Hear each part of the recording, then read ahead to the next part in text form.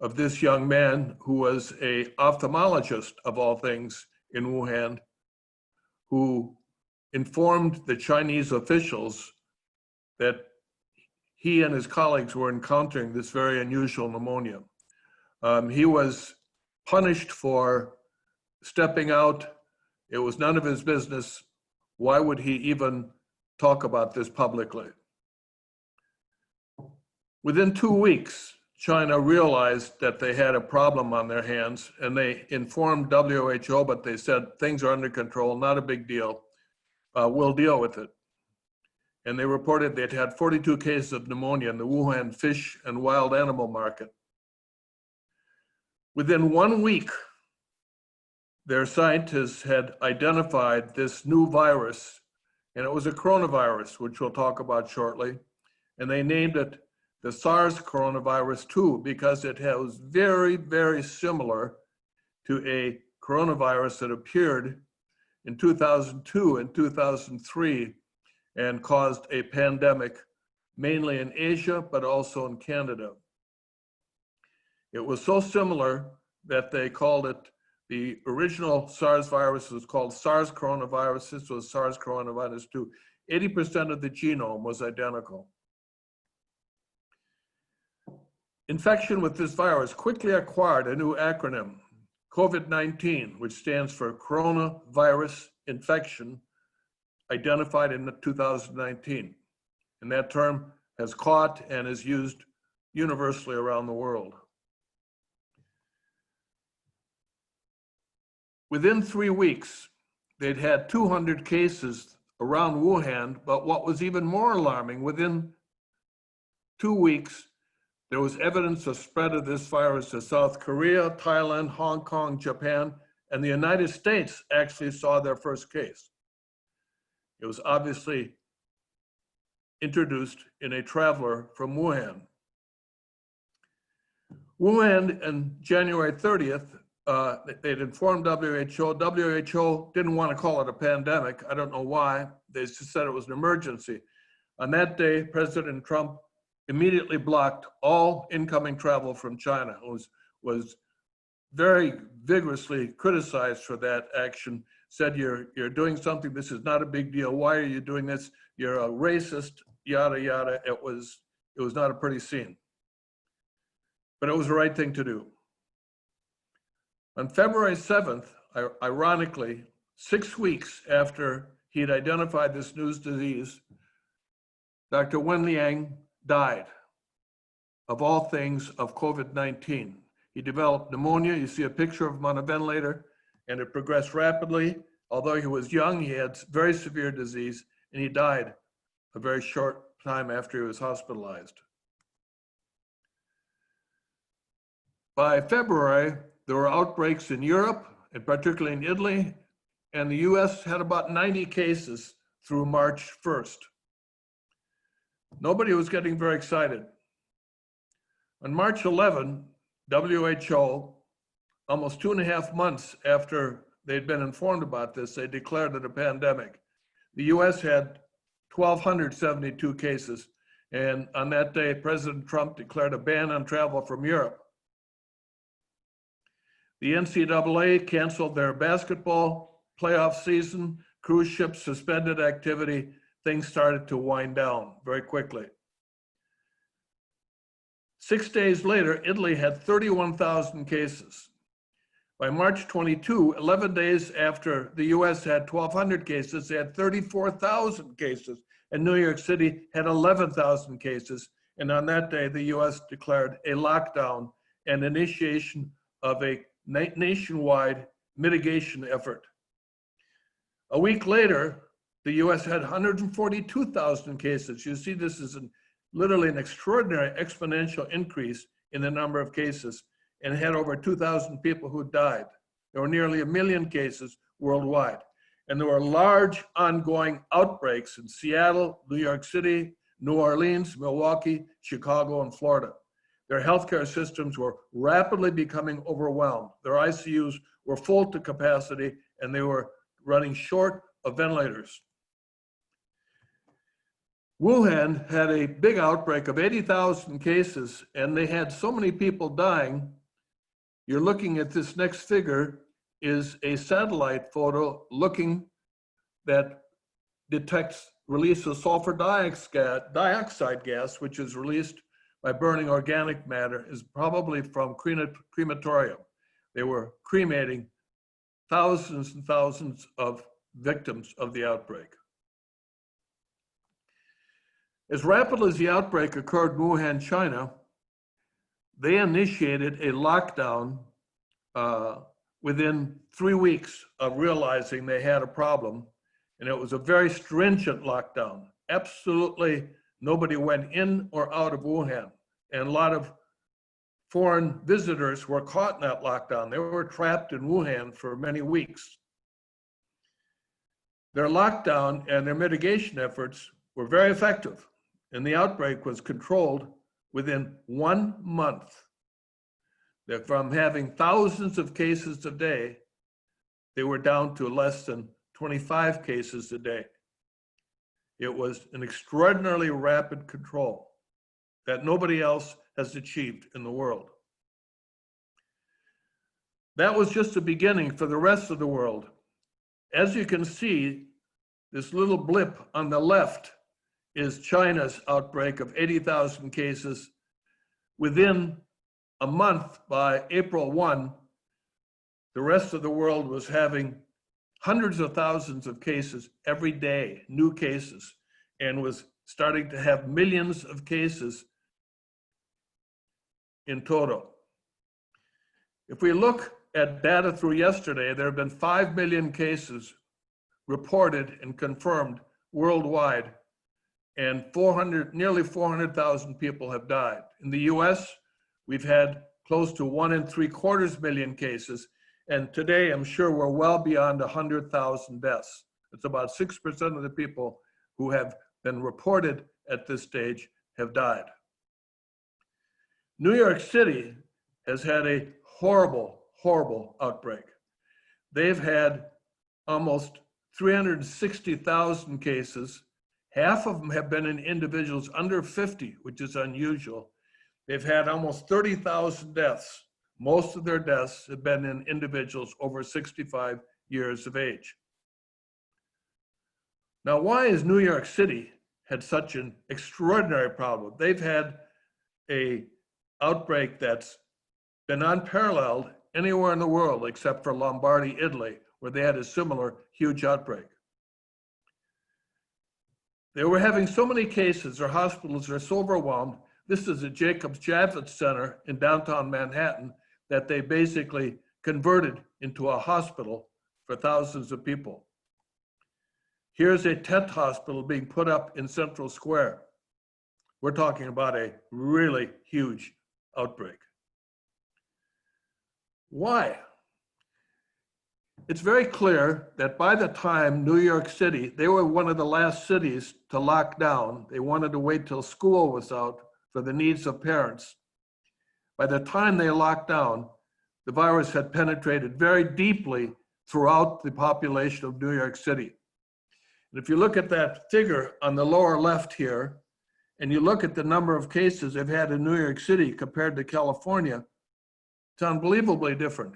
California, which has 50 million people, has had far, far, far fewer cases than New York City, which has about 20 million people. And the number of deaths in New York City has vastly, vastly outpaced any other state in the country except for New Jersey. And I sort of look on New Jersey as an extension of New York. I think there's several other issues that are unique to New York City, why they've had such a problem. First of all, many people use public transportation. You see a totally jam-packed subway or a bus. And elevators, since it's mostly high-rise building, everybody is in elevators probably 10, 15, 20 minutes of the day, maybe 4, 5, 6 times with a crowd of people who are sharing the same air. It is a recipe for very efficient spread of a respiratory virus. Wisconsin has really not had a lot of cases compared to most of the other larger states. We've had about 15,000 cases thus far. Dane County has had only about 600, and we've had about 500 deaths. Compare that with New York City. That's simply a mind-boggling difference. Let's talk about this virus because it's a very unique virus in many ways. The name coronavirus is the consequence of the structure of the virus, which has these little spikes on the surface. It's shown here much better in this figure.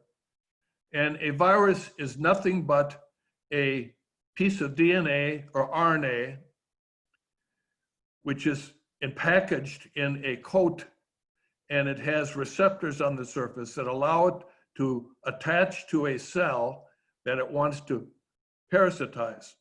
The best analogy for a virus is a brain floating around looking for a body to take over.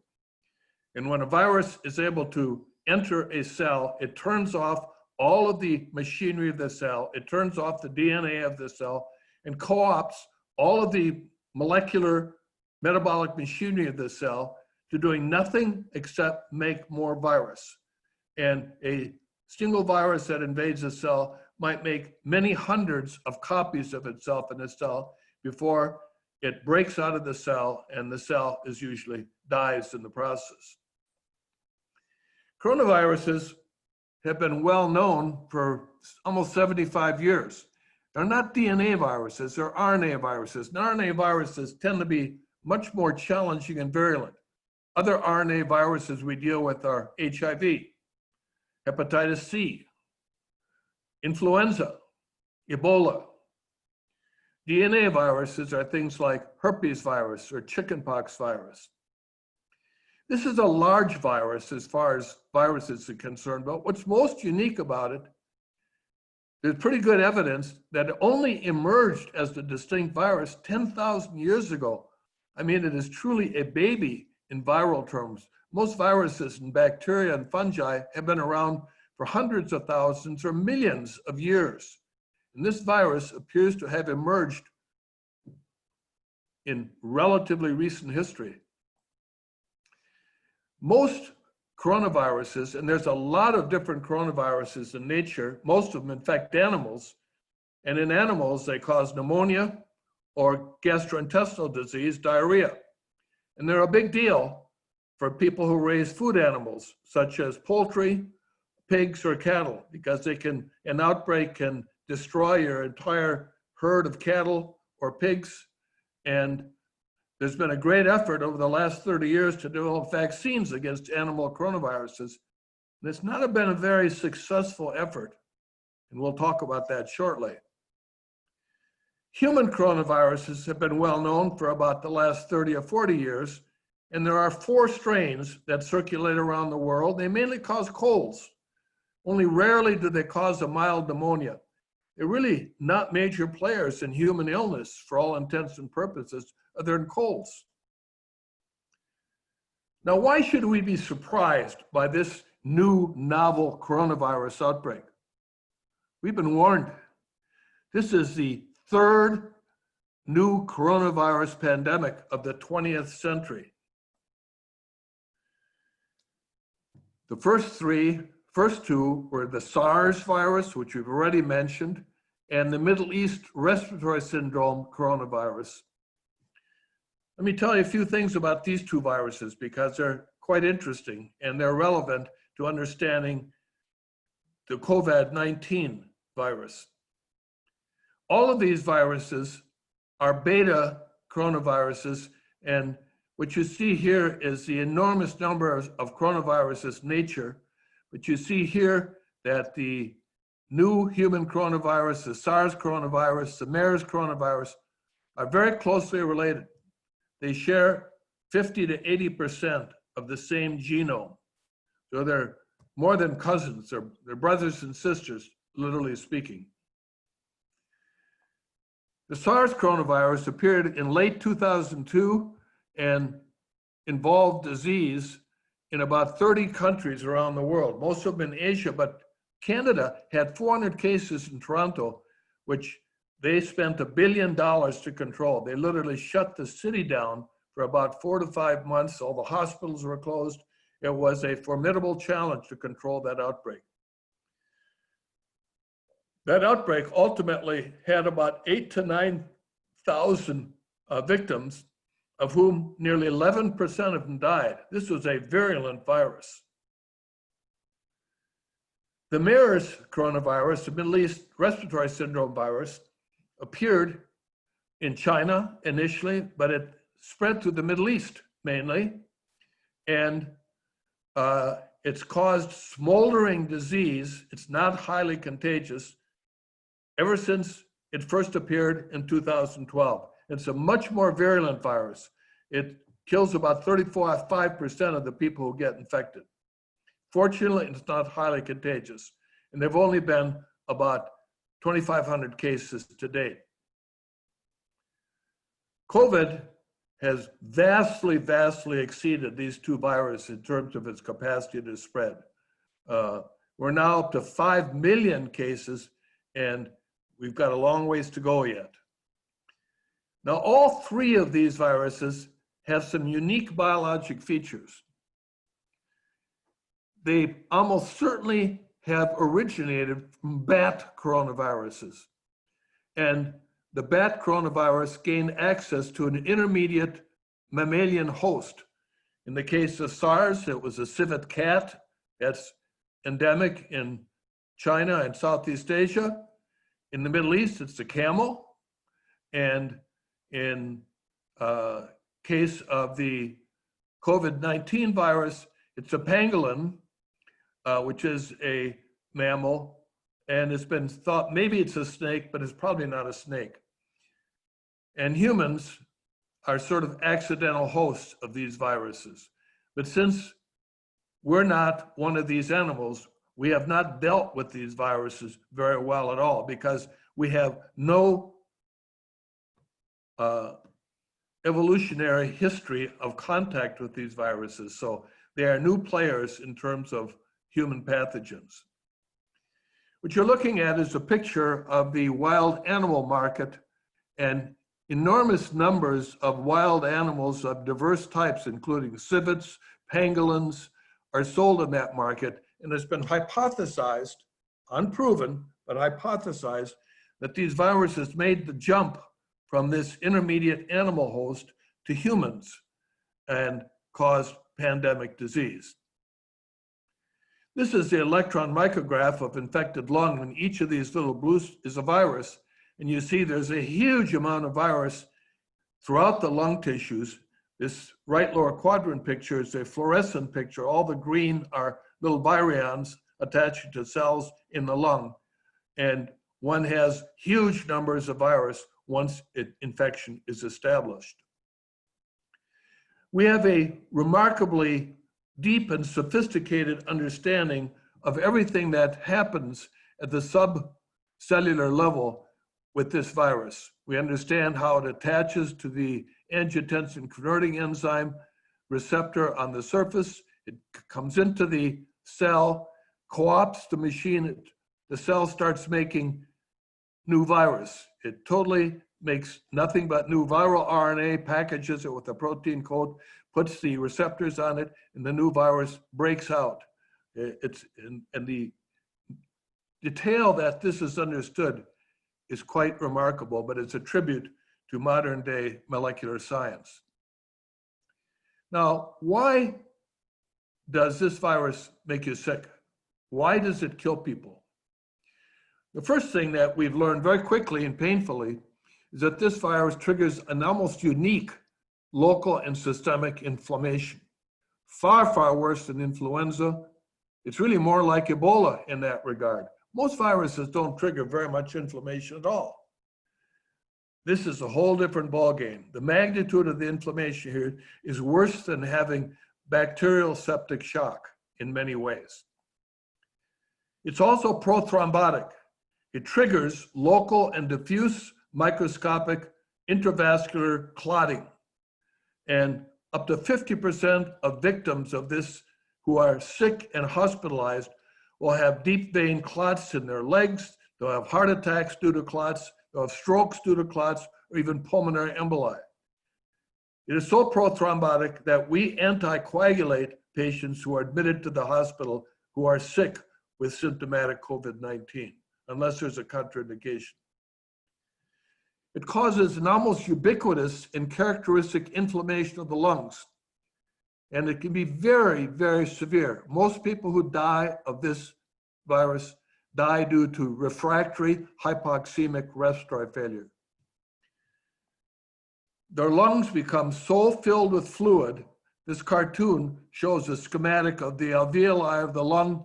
The air comes in and these little bags of air exchange oxygen and carbon dioxide with the capillaries that surround each of these little areas. The tiny little submicroscopic alveolus brings in air to bring oxygen in, CO2 is picked up, and that's what's called ventilation. And our breathing is bringing in oxygen and expelling carbon dioxide that we need. We need the oxygen for metabolic reasons, and we need to expel the carbon dioxide or it will accumulate and cause respiratory failure. This virus has a remarkable feature that it causes a lot of secondary organ injury.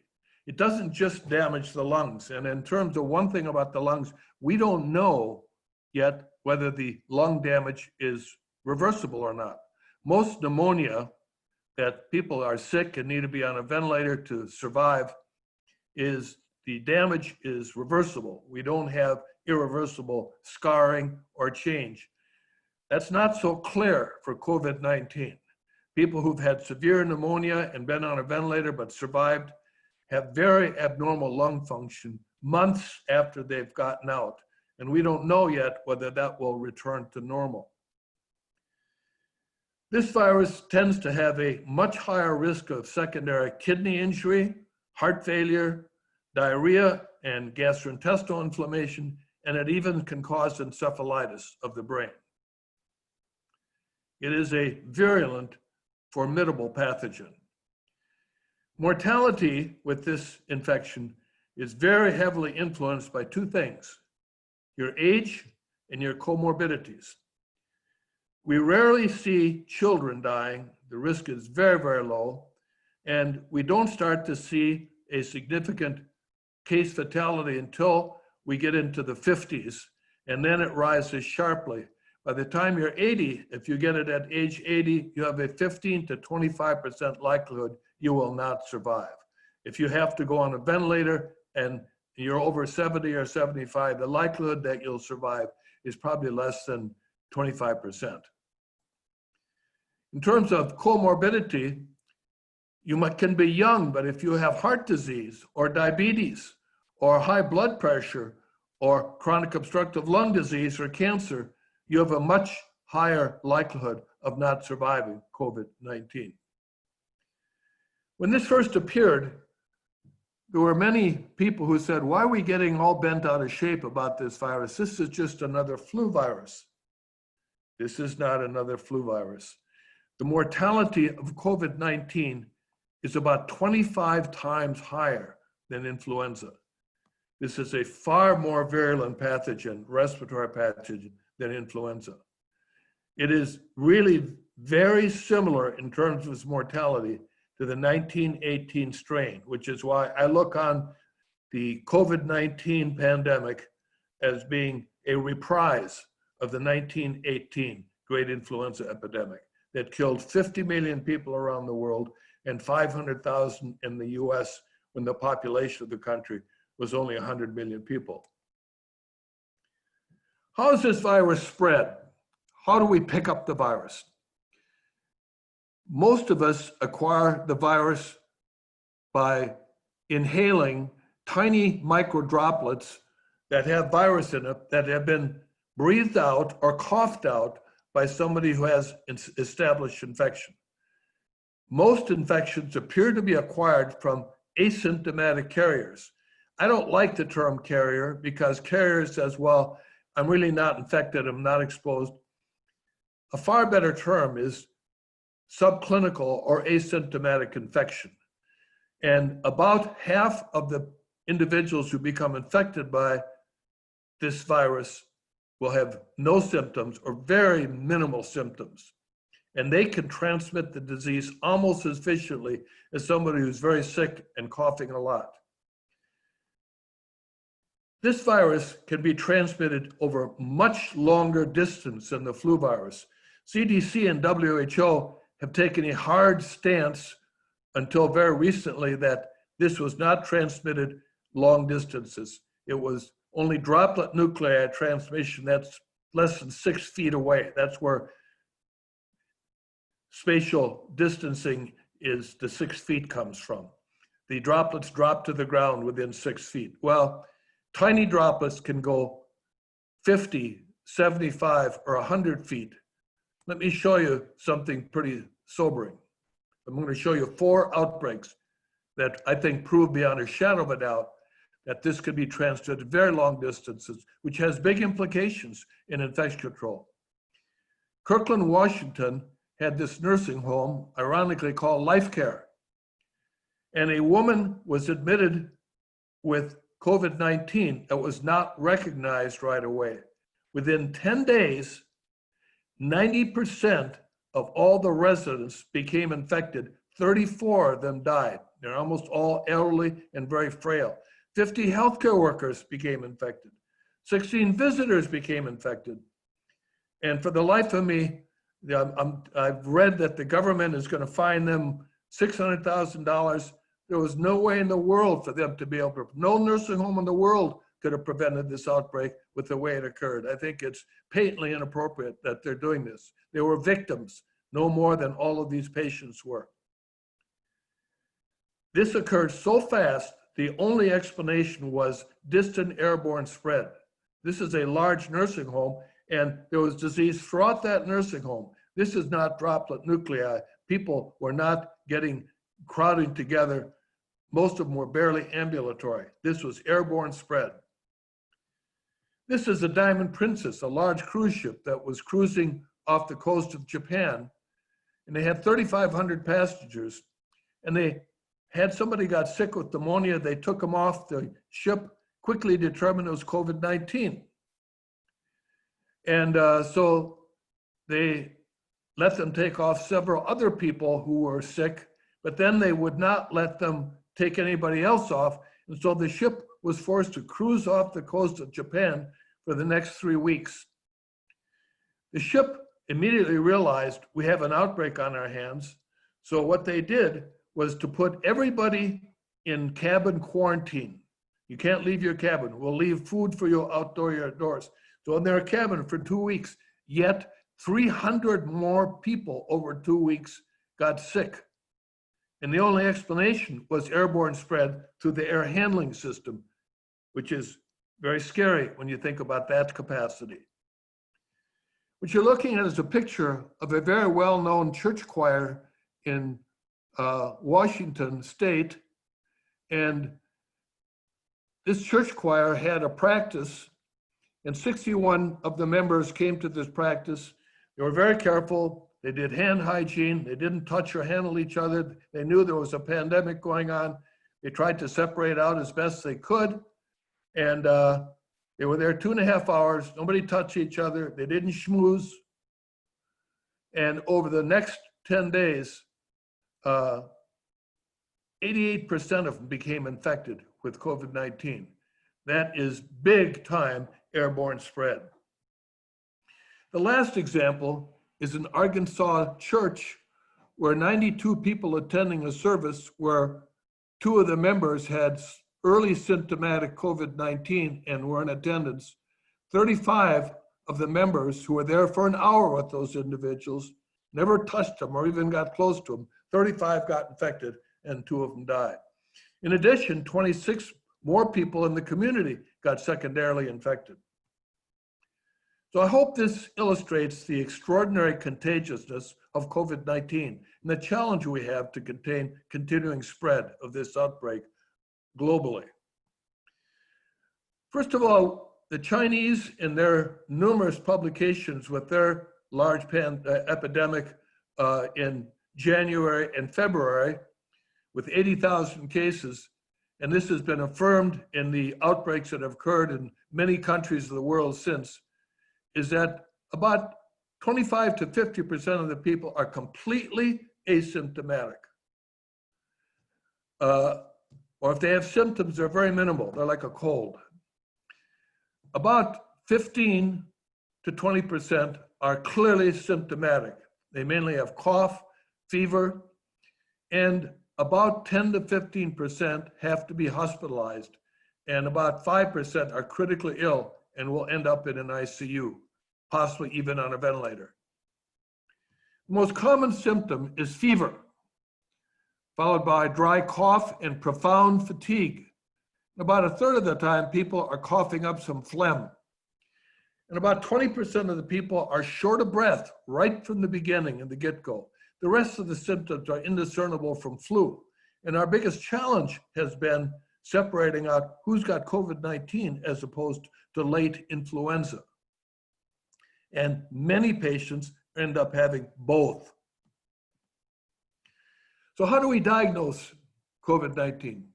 Well, viral cultures have been around now for 75 years, but they're slow, they're labor intensive, they're not very sensitive, they miss a lot of the cases, and they're hazardous for the people working in the lab. If you're having to work with COVID-19 virus, you're at risk of getting infected because there's a lot of virus that can be aerosolized, and lab people do not like to do viral cultures with this virus. Fortunately, we have a new technology that's only been around about 30 years, but it has changed the world of microbiology. And it's called PCR, polymerase chain reaction. If we're looking for a specific pathogen, particularly a virus, if we simply take a segment of the known DNA or RNA, just a little strand of it, and put it in a test tube with a DNA polymerase or RNA polymerase, we can amplify, if there's that same virus is present in the specimen, it starts reproducing very quickly. And to make a long story short, within 2 or 3 hours, we can tell with a very high degree of certainty whether DNA or RNA from that virus is in the specimen. It has changed the world of diagnostic virology. We don't do cultures anymore. It's all PCR. And PCR was so important, it earned a Nobel Prize for the discoverer within 7 years of the discovery, which is unheard of. It's had a profound impact on medicine. It's very important that the specimen's obtained properly, and generally the specimen that's swabbed needs to go all the way through the back of the nose till it touches the back of the pharynx. And that's uncomfortable. If you don't jump backwards when they put the swab in, they haven't put it in far enough. The good news is swabs may soon be archaic because there's accumulating evidence that saliva is just as accurate as a swab specimen, and that will make it a lot easier to make diagnosis and do large volume testing. We did almost no testing. We lagged the whole rest of the world for more than 6 weeks. And exactly why this occurred is not totally clear, but CDC basically appears to have wanted to control the testing. They did not want FDA to approve commercial testing, which was a big mistake. And so the United States was almost a month behind the rest of the world before we started doing testing. But once we started doing testing and the FDA allowed companies to quickly develop and market a PCR test, a commercial test, we started doing more testing than anybody in the world. And we now test enormous numbers of people. And it's been very helpful in identifying the magnitude of penetration of this virus into the population.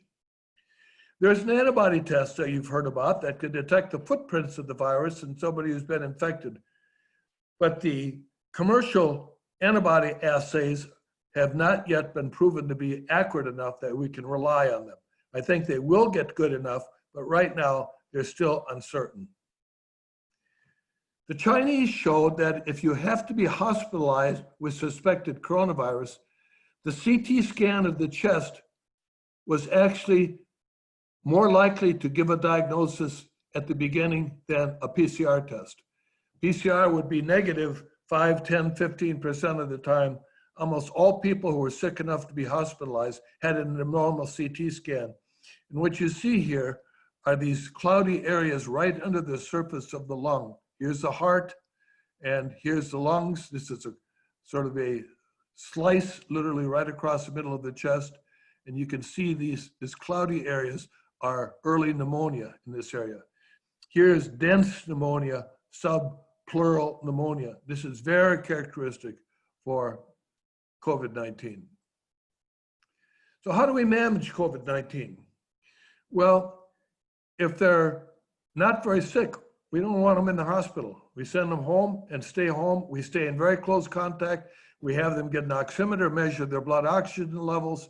As long as they're not too sick, their oxygen levels are okay. There's no need for them to be in the hospital. We have no drug to treat them with. If they're symptomatic and they're getting sick, their blood oxygen levels are low, of course, they have to be hospitalized. And that's a big deal. The first thing we do with a hospitalized patient is confirm their infection with the PCR, and we want to make sure there's not something else causing infection, such as influenza, or a complicating bacterial pneumonia, or heart failure. We monitor their blood oxygen levels continuously. We put them in very stringent isolation because they pose a threat to healthcare workers and other patients. And if there's no contraindication, we anticoagulate them because of the high risk of forming deep vein clots. What about antiviral therapy? This has been a complicated area. There's been an enormous amount of empiric therapy, and it's been based on no data.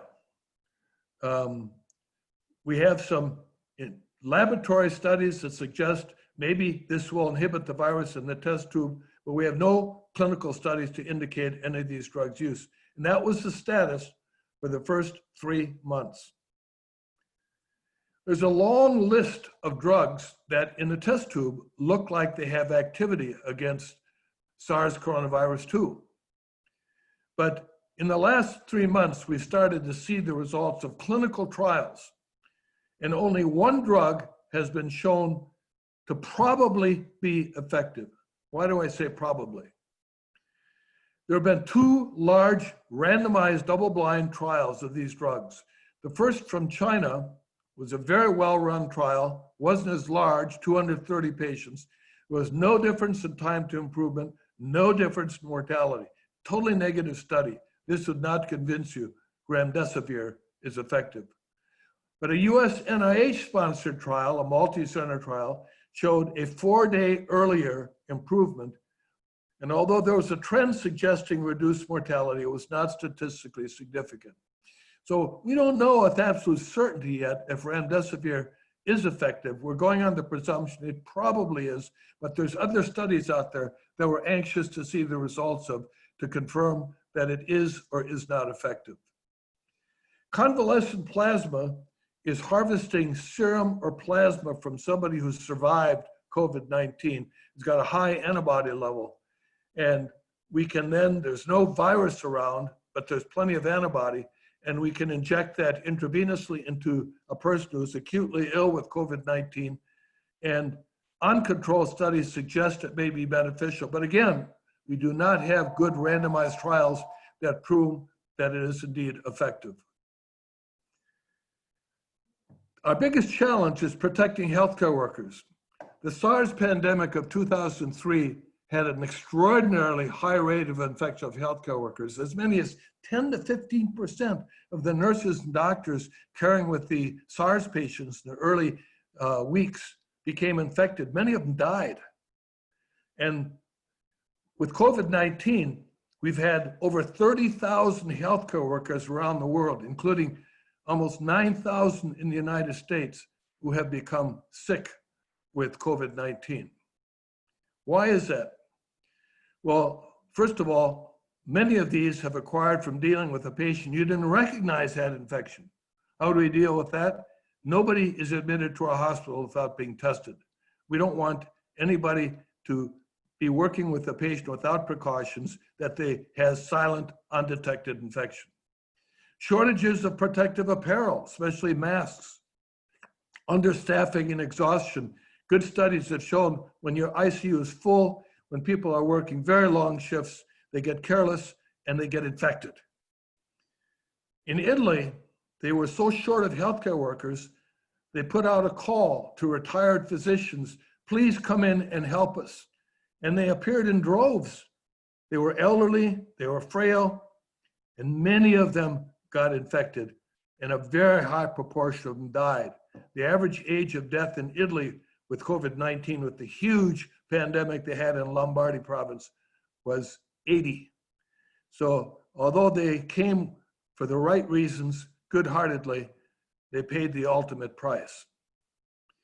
Finally, it's very important to have very good policies to cover all possible routes of infection. Since COVID-19 can spread by respiratory transmission, they need to be in a special isolation room that's negative pressure so the air doesn't leak out into the hall or get into other rooms. The person who's going in has a full long sleeve gown, gloves, a face shield, and an N95 respirator or PAPR. These are very high-powered masks to prevent inhaling the virus. And they do rigorous hand hygiene before and after entering the room. These are different types of masks, and I think it's important to be informed. This is a surgical mask. We've been using those for a century, and they work pretty well for protecting people from influenza. And they're not bad. They work pretty well for COVID-19, but they're not as good as an N95, which is a very high filtration mask, or a PAPR, which is an enclosed hood, and it blows air, filtered air into it. So there's no way virus-containing air can get into this and you can breathe it in. You only breathe filtered air that comes into this system. Cohort nursing, a dedicated COVID unit, is a good idea because you don't want passive transmission of the virus that might be carried by a healthcare worker who's taking care of non-COVID patients. I believe very strongly that if you do COVID care, you should not be taking care of other patients at that time, and vice versa.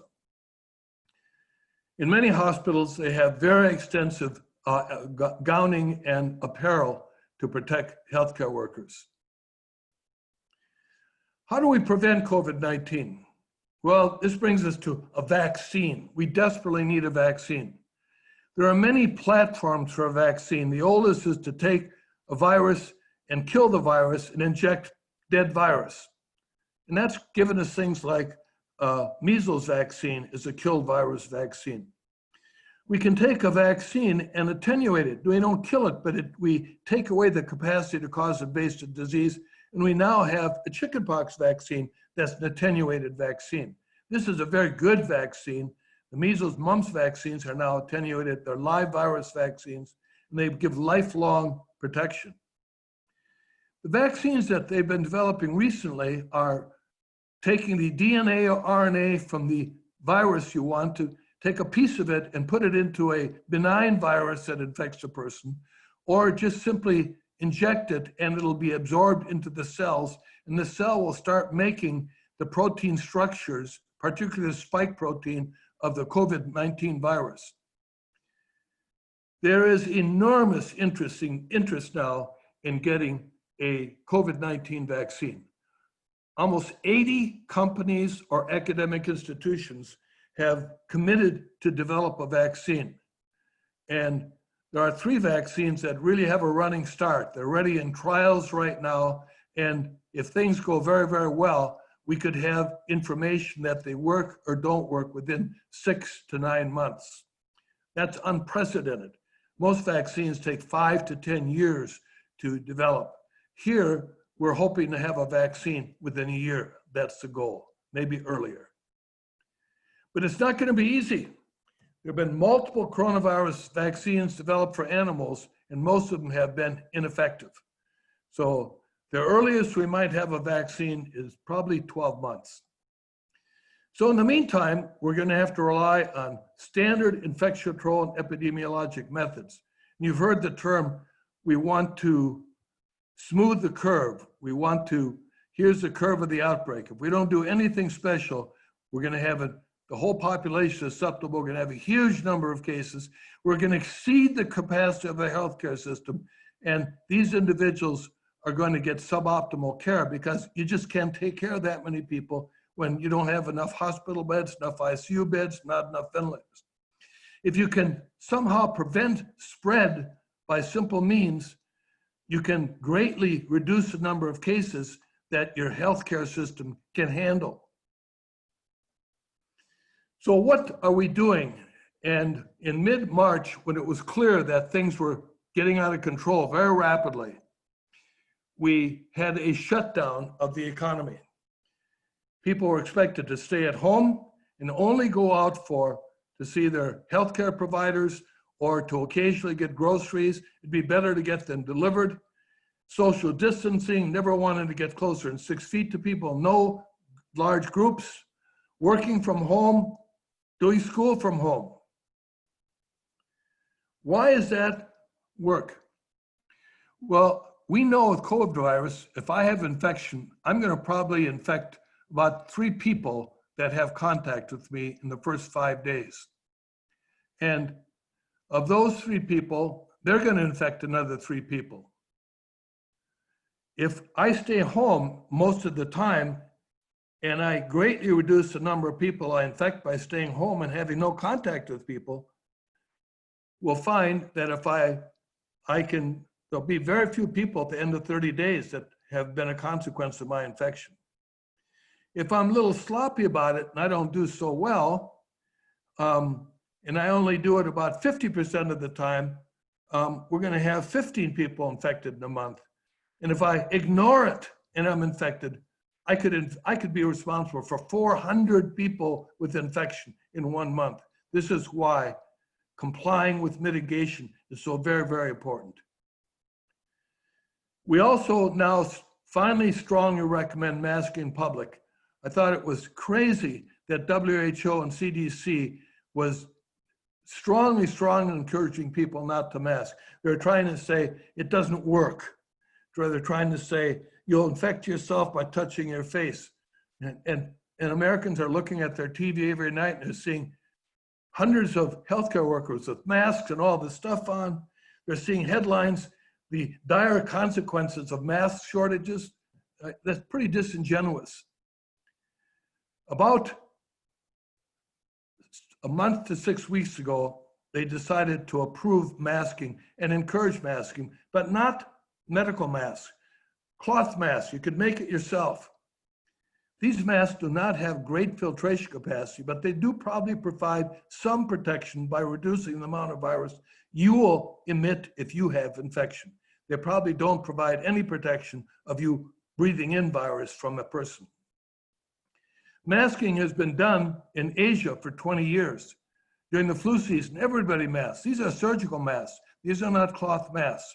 And they provide a pretty high element of protection. And we now have evidence that they reduce the risk of flu and respiratory viruses when they're worn by most of the population during respiratory virus season in the winter. In nursing homes, restricting visitors is essential because nursing homes are extremely vulnerable. They have a common air supply. The people can't move. There's a very, very high risk. There have been hundreds and hundreds of outbreaks in nursing homes across the country over the last 2 months. It's a good idea to test all newly admitted patients and anybody who's symptomatic, monitoring the healthcare workers, excluding them if they're symptomatic because nursing homes are so vulnerable to epidemic spread. We're now starting to reduce mitigation. We're starting to have a phased shutdown, a closure of mitigation, and return to the workplace. This is essential. Nobody's happy about it. It'd be wonderful to stay in lockdown till Christmas, but if we wait till Christmas, we won't have an economy left. Half of the people in this country work in small companies or small businesses, and they are hanging on by their fingernails. I know many small businessmen who are very fearful they're going to go under, and they desperately need to have a cash flow and have business. And since there's evidence that mitigation has been very effective, it's greatly reduced the spread of the virus. We're now, in most states, we're going to let people go back to working. We still want the CDC and WHO and OSHA recommending social distancing, which is pretty hard to do in most jobs. And I really think we ought to be doing medical masking. And I've been writing papers on this. And I think if we did medical masking, it would greatly reduce risk. Here are data for a number of the cities. As you can see, they've really come through their outbreaks and they've been able to control. They now are not, their healthcare systems are not overwhelmed. Many people are talking about doing a lot of PCR testing, doing a huge amount, testing everybody before they're going to go back to work, testing everybody once a week. That's estimated to cost about $500 billion to $1 trillion. I'm not convinced it's necessary. If you mask people and you had engineered controls in the workplace, such as air purifiers, we'll have to see how this all shakes out. Testing is important, on the other hand. We certainly want to test everybody admitted to hospitals and nursing homes, and we want to test to find silent infection in order to put these people in isolation and trace their contacts to quarantine them as well. In Asia, they do massive testing, and if you're positive, it is mandatory you go into isolation and quarantine, and you're not allowed out for at least 2 weeks until your test is negative. So what does the future hold? What have we learned with all of this? Well, this is the great influenza epidemic of 1918. And as you can see here, there was a little blip of activity in the spring of 1918, and there was low-level degree all summer, which was very unusual for flu. And then in September, the world ended. We fell into a big pit. There was massive spread of a very virulent influenza strain that circled the globe. And as many as 15% of young soldiers who got this virus died. More young soldiers died of influenza on the battlefields of France by a factor of 4 than from bullets and bombs at the height of World War I. The war ended because they ran out of soldiers.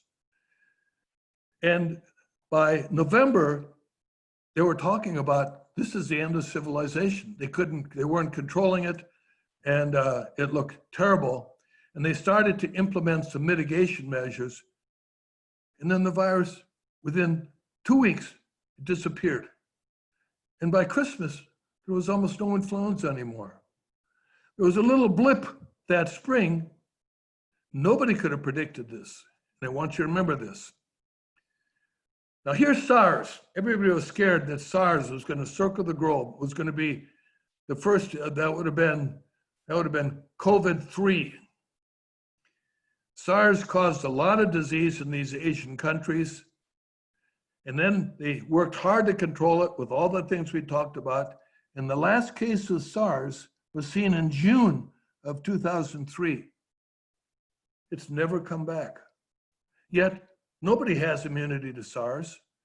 Almost none of the population have any antibody to SARS. Why did it go away? Why didn't it come back? Why didn't it continue to cause seasonal disease? Nobody can answer that question. But SARS virus is pretty similar to the COVID-19 virus. So this brings me to predictions. And these are things that have been published on predictions. We're going to have a series of little outbreaks. We're going to have a big blip in the fall, all kinds of predictions, all kinds of modeling. Anybody who claims they know what's going to be happening in 6 months is blowing a lot of smoke. They don't know. And nobody could have predicted that SARS would go away and not come back. Nobody could have predicted that 1918 influenza would disappear within 2 weeks. So we don't know, is this going to be a chronic problem and it'll come back every winter and fall? Or will it disappear again? We don't know. One thing we do know is that the impact of this pandemic on our economy has been profound. We right now have 30% unemployment, and a lot of these jobs are gone. The companies have closed down, they've declared bankruptcy. They were on the border to begin with. And we've got to get the economy going again if we don't want to precipitate a 1929 depression. This is famous words from Winston Churchill: those who fail to learn from history are doomed to repeat it. So what have I learned about the outbreak? We desperately need to do much more strengthening and much more generously support CDC and state health departments. The control of COVID-19 has been much more state health departments than CDC. A lot of people don't know that. Our state health department's done a terrific job. We need far better pandemic preparation. We did have a pandemic office that had half a dozen professionals who were trying to make sure that we had adequate amounts of supplies. We had some element of preparation. It got closed down 2 years ago for totally unexplained reasons. Not a good decision. We're short of masks. Where are we going to get masks from? We get our masks from China. So we come with our hat in our hands to China that we're not in the greatest relationship right now and say, we need 1 billion masks. And I say, really? I'm very disappointed that domestic companies do not manufacture critical medical supplies and drugs that are essential to national security and have a surge capacity to make a lot of it in short notice if needed. And we certainly need a much better system for accelerated vaccine development, but I think that that's going to come out of this pandemic. Thank you very much.